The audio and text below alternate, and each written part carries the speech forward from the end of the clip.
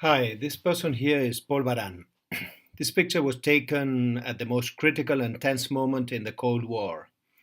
In face of an imminent attack, the Department of Defense asked this person to develop a means of communication capable of resisting a nuclear attack.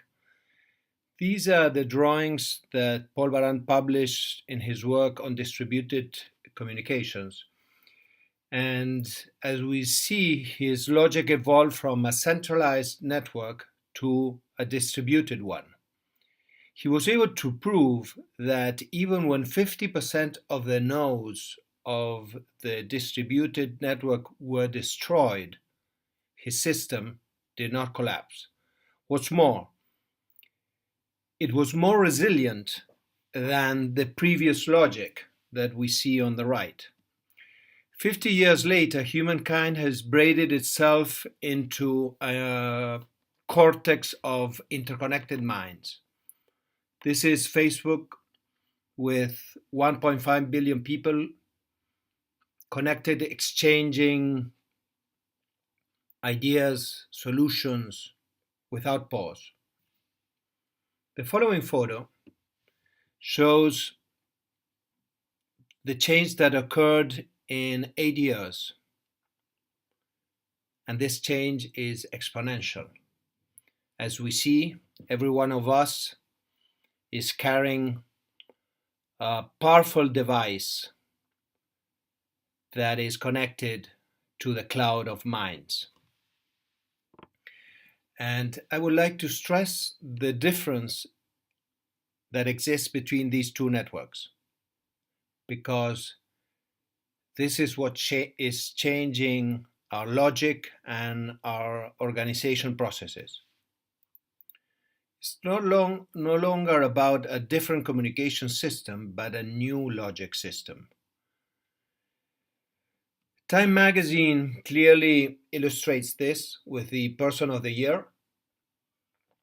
In 2007, the Person of the Year was you, us, me, capable of connecting to the world.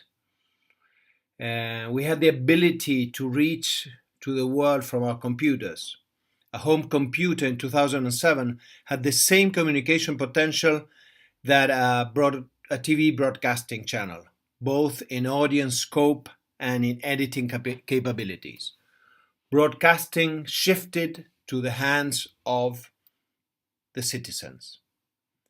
And this was proved in 2011. Again, the Time magazine showed the Person of the Year as the protester, a person who understood how social networks could be used for organizing oneself differently. Something that began in Tahrir Square in Puerta del Sol with the Indignados, in Zuccotti Park in New York with Occupy Wall Street, and now has recently appeared in Brazil. Below the traditional media radar, people are organizing themselves to generate change, and this change is occurring exponentially. And it doesn't change in a linear manner. We evolve, our social economic structures, our culture evolves by exponential leaps. And suddenly we start experiencing these new normals. 10 years ago, we haven't even heard about Skype, Wikipedia, etc. And now we cannot live without this logic.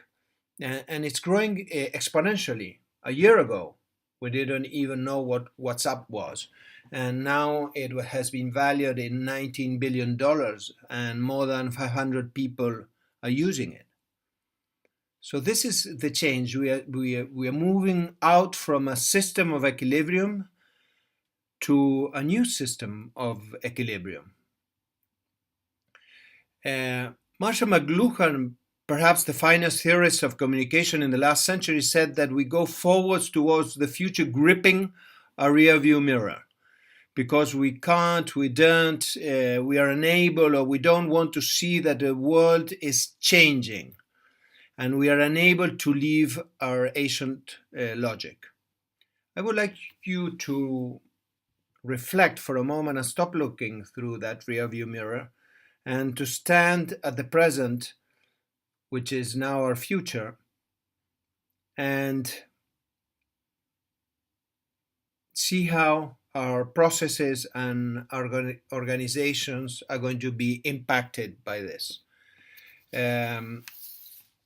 All our organizations, all our companies, our communication systems of the last century, and even most of them today, were based on this centric logic. But at present, a new communication and organization matrix is replacing that logic. And my purpose is to analyze the deep impact that this change in the matrix has on the structure of one of the most powerful forces dominating humankind: capitalism. Capitalism is at a crossroad, or that is what some capitalists are saying. In order to understand the scope and assess the effects of this new matrix, we need to analyze capitalism from a systemic point of view. For that purpose, thinking capitalism as a system will enable us to understand how a change in the underlying matrix will impact its morphology and its workings. But what does the term system really mean? A system is a group of elements interconnected with a purpose. S equal to E times I times P might be a good fictional formulation.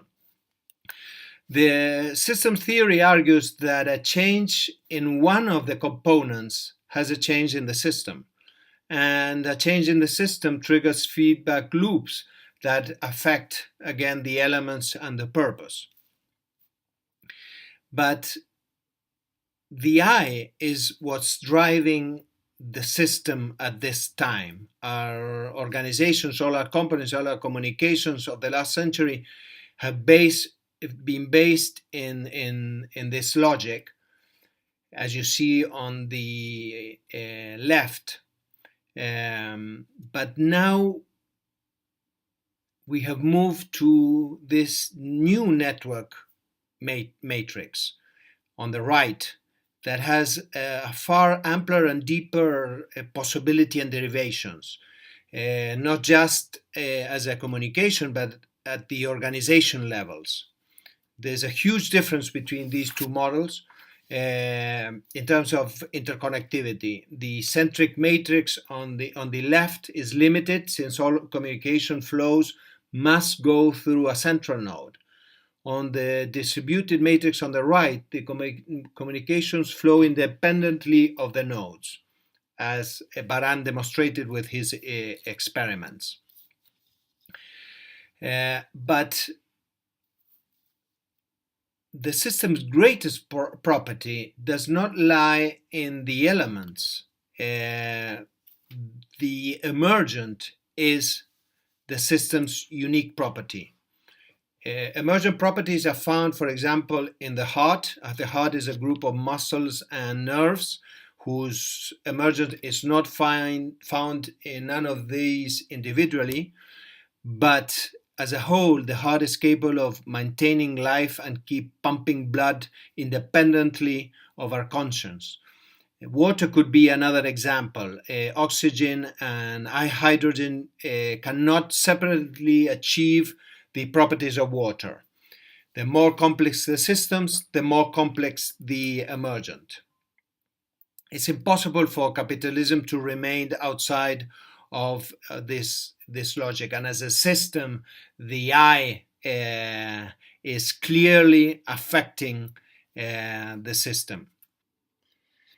The dramatic changes we are experiencing in interconnectivity imply a dramatic impact on capitalism as a system. This impact can be analyzed from a dual perspective, from the Internet of Knowledge and from the Internet of Collaboration. I want to share with you an experience I had in 2010. I boarded a train in Stockholm to attend a forum in a small town north called Talberg, a 3.5 hour train journey.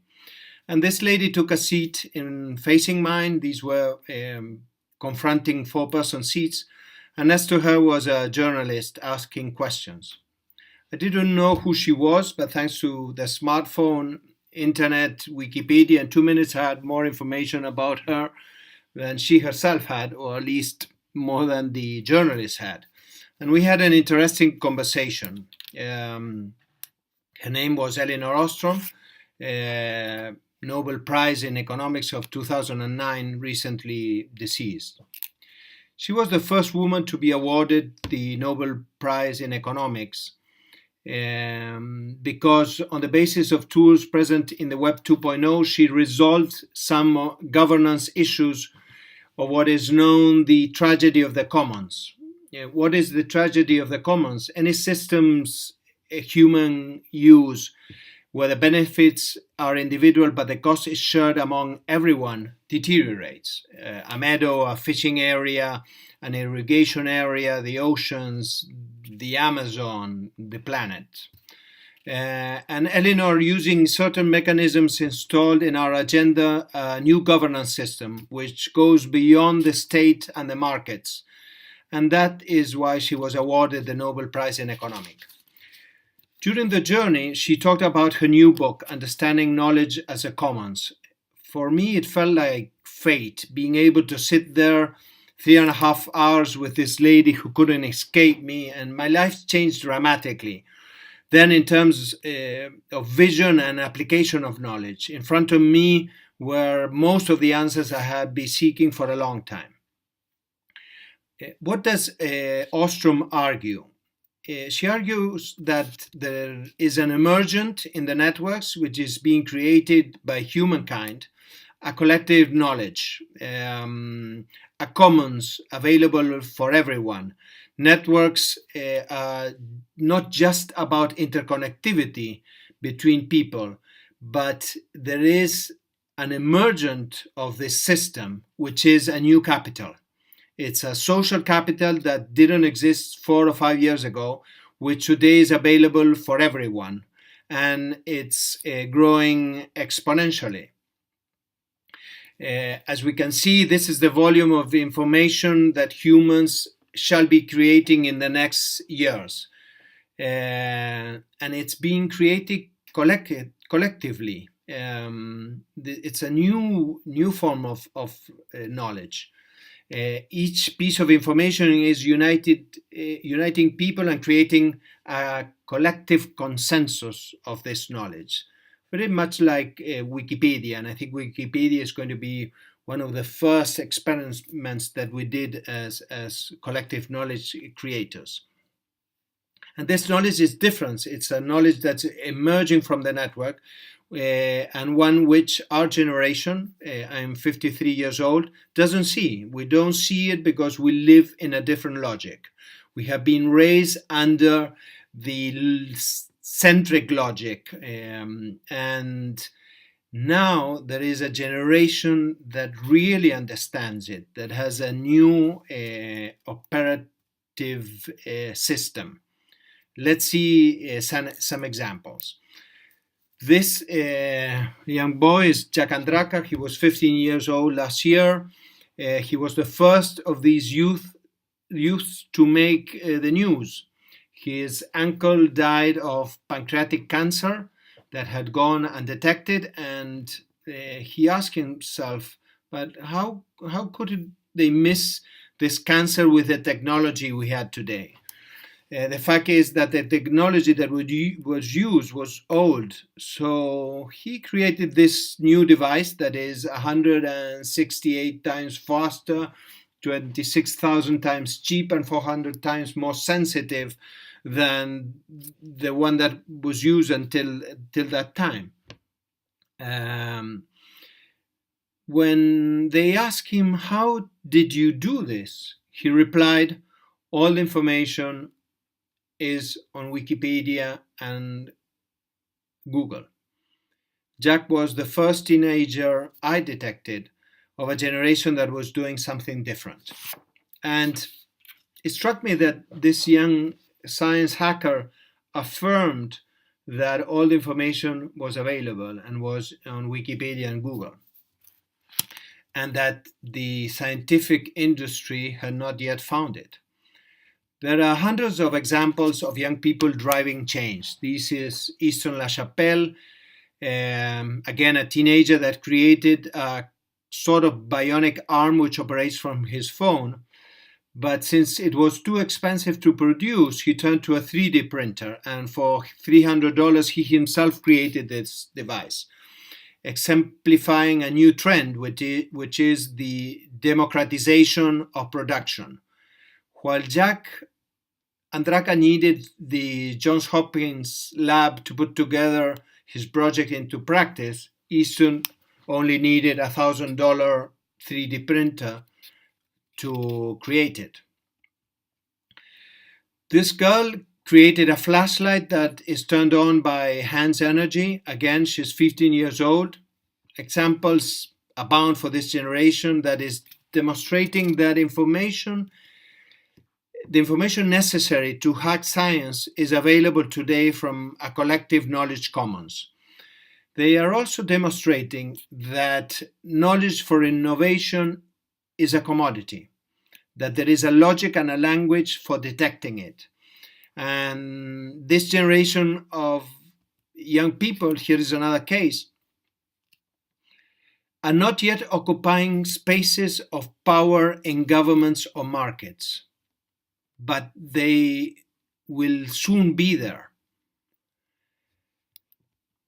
This gentleman many years ago said that today's capital is knowledge. But the question is, if knowledge is available to everyone, where is the differentiation between those who can access knowledge? In order to access knowledge, you need to understand a different language or logic, because that knowledge is there or will be there in the next decade. Again, a cortex of minds. This huge network is exchanging ideas and solutions, but it's also exchanging something else. And here lies the basis of change for the financial industry. The network is exchanging collaborative money. This was the first thing that attracted my attention, since the Pebble watch hit the market before the Samsung Gear 2.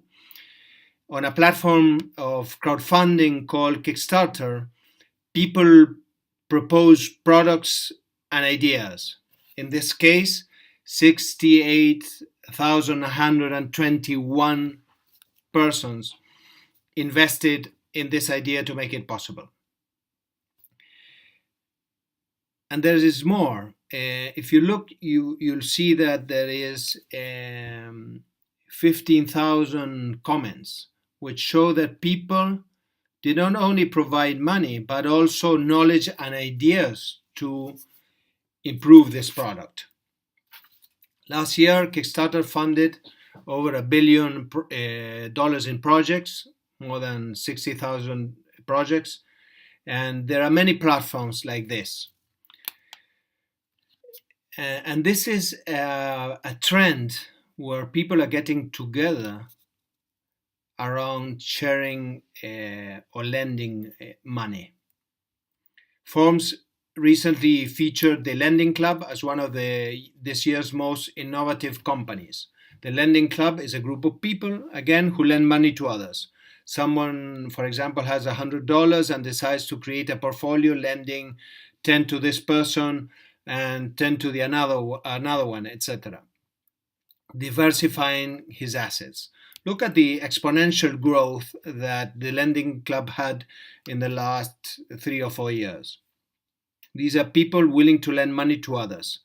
83% of this money refinances bank money. Thus, there is a migration of individuals who, through this platform, are refinancing the money formerly financed by banks.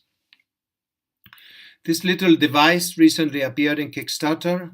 when one aims it towards any kind of food, in this case cheese on the right, it tells us that we have 28 grams of cheese, 71 calories, 6 grams of fat. It is a project that raised 10 times the money they were looking for. 12,000 people funded this project proposed by a group of Israeli entrepreneurs. And it will be in the market in December. This is going to change our diets. We'll start seeing people strolling along supermarket aisles with these little devices checking if the apples have pesticides or what is their ripeness levels. And all that information will be on the cloud. And here is where the Internet of Things, which is something new that is appearing, will completely change our perspective. Gordon Moore, the CEO of Intel, popularized the Moore's Law, which holds that a microchip doubles its capacity and halves its price every 8 months. You will remember that Steve Jobs, shortly before his death, had his genome sequencing in order to understand his DNA. He paid, I think, $150,000 for this analysis. This is the curve of the cost of human genome sequencing. Supercomputers plus new intelligent algorithms have made the cost of sequencing disappear. 9 years ago, it would cost $300 million for us to understand the structure of our DNA. Now we can do it for less than $1,000. This is the new platform, and we need to understand how it works. This distributed networks that for me opens not only a new logic, a new world. It's almost like that Harry Potter movie where the kid went to a train station to cross through a platform called 9 3/4 to go into another world. And once you reach the other world, you enter into what Jeremy Rifkin called in his new book, the zero marginal cost. The marginal cost of production is practically zero in this new dimension. As we see it in information level, here are the New York Times stock price, whose value dropped 87% by 2009 after Facebook appeared. Like every broadcast company, they are currently trying to find an economic model. This chart on the right shows 70% drops in newspaper advertising and productions of CDs. Information and the production of information became free, and it's very difficult to charge for that. And this impact was felt in various industries, for example, the music and entertainment industry with Napster or uTorrent. And the paradigmatic issue here is not that we can access to free music or free movies. If you have ever downloaded a movie from uTorrent, you know that these movie you're receiving are parts of movies that hundreds of people have in their computers, which arrive to your computer from different sources, and after which an algorithm assembles the movie instantly. Thousands of people who have downloaded this software have access to free movies that circulate through the internet. And this happens with the music as well. This is the DNA of collaboration, that thousands of people, millions of people are willing to use the computers as sharing nodes in a network. This is the Paul Baran logic that makes this system superior to former models, since today it is the nodes that carry the information and are willing to create an emergent resource from it. Some companies like Apple found how to make this model profitable, understanding that it's more profitable to sell a single track than CDs. And a new app economy surged. Today you wouldn't be able to call a taxi in some cities if you didn't have an app application in your phone. Last year, 70 billion apps were downloaded. just from Apple. That meant $10 billion revenue for Apple. But maybe the most surprising thing is the number of jobs that Apple generated for young people creating these apps. There are around 700,000 people in the United States today whose business is the creation of software applications. This is a new generation that manages a new language code, which will probably be considered in the future as the alphabet is considered by us today. As regard to platforms, I think the most interesting one to mention is Etsy. It's a platform of 30 million people exchanging products whose average value is $15. Mostly the do-it-yourself type, handicrafts, jewels, items of scan value. But they transact over $1 billion a year on this platform. They use this platform for these exchanges. Now, what happens when these craftsmen access a 3D printer at home, which today can be bought for $1,000? I, for example, instead of requesting a case for my iPod in Amazon, I would be able to print it at home or buy it from my next door neighbor who downloads it and prints it in his own home. The democratization of production is already with us, and this platform will probably prove it because the price of 3D printers are descending, are around $1,000 and descending. Just a word on cryptocurrencies. This new matrix currently is redefining the monetary system as a whole. And here is a breakthrough worth mentioning. It's a cryptocurrency called Ripple, whose purpose is to create a platform where crypto and traditional currencies can be transacted without cost. And this is creating a change because now you can transfer euros and dollars between countries at a zero cost. Cryptocurrencies are highly volatile and probably in the hands of speculative investors. But I want to ask this question. What happens when we start seeing the advent of niche coins? What do I mean with this? An example, Amazon is in the process of creating its Amazon coins. So when you want to buy a book from Amazon, probably in the future you will be asked to pay with this currency. And there will be a platform for exchanging your dollars to the Amazon coins.